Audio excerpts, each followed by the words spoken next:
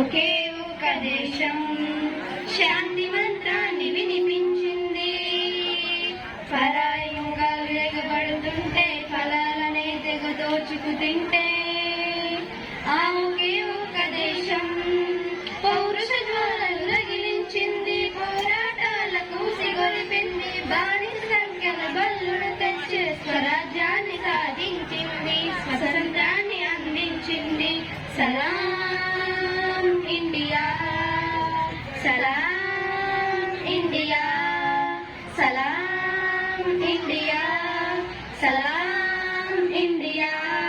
తక్కిన జాతులు అక్షర జ్ఞానము నెరుగని రోజుల్లో ఇక్కడ మాత్రము ఆత్మజ్ఞానపు జ్యోతులు నింపింది.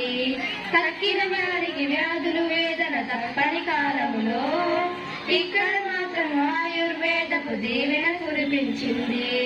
గణితానికి మరి గమనాన్నిచ్చిన ఘనత తనదే. గ్రహణాలను తేదీలో చెప్పిన చరిత తనదే.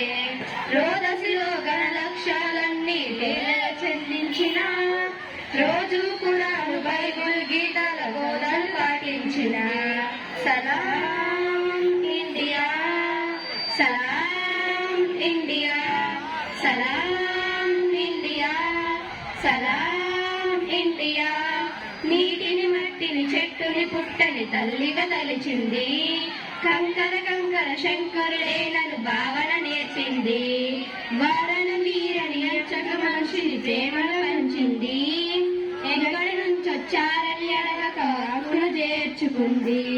అలుసుగా చూసి ఆక్రమణలకై పాల్పడుతుంటే శతాబ్దాలు తన సహనాన్ని ఇంకా పరీక్షిస్తూ ఉండే. సత్యాహింసలు ఆయుధాలుగా ధర్మం సాగించింది. సత్యాగ్రహమే యుద్ధ వ్యూహమై శౌర్యం సాధించింది.